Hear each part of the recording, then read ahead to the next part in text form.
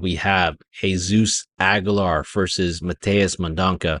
Jesus Aguilar 9-2. He's 4-1 in his last 5. He's coming off of the KO victory over Shannon Ross, facing off against Mateus Mendonca 10-2, 3-2 in his last 5. He's coming off of that decisive knockout loss to Nate Maness, where he was a minus 300 favorite and put in a performance like that.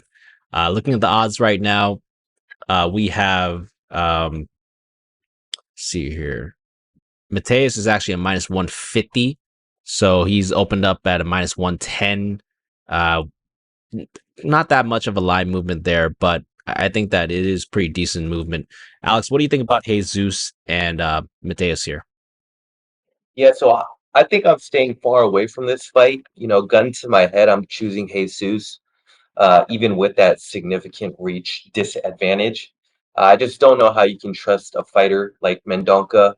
Like this guy might have negative fight IQ. if you if you watch this fight against Nate Manez, he just put on a terrible showing at a minus 300 favorite.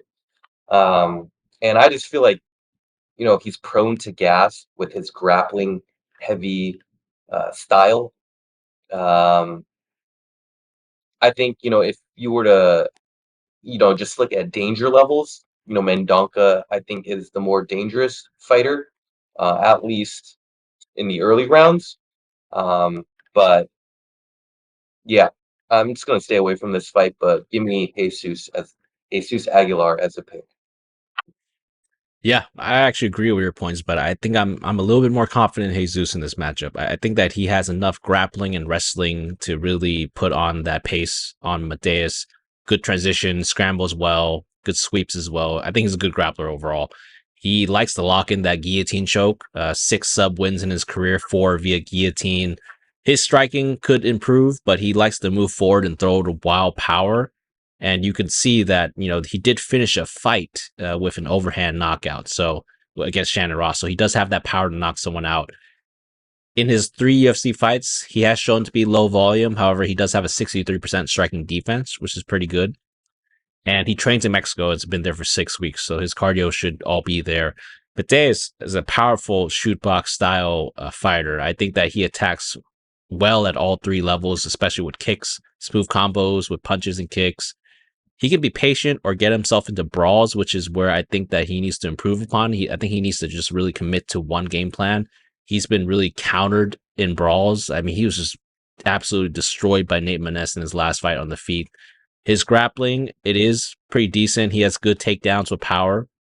He was actually able to land 2 takedowns on Javid Bastrat at 135 at bantamweight. So I don't think he has much control time, though. He just prefers to go for subs himself.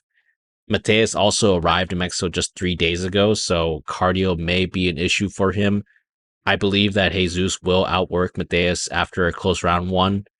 He may even lose that round, but I think that he will just outwork Mateus in the 2nd and 3rd round, and I do think that he will find a submission. So Jesus by submission is going to be my pick. I think he's a potential dog play. I will actually hold off for now and wait for the line to get a little bit juicier, because right now it's a plus 130 for Jesus, opened up at a minus 110. So I think that as the week goes on, people are going to be more so on Mateus' side.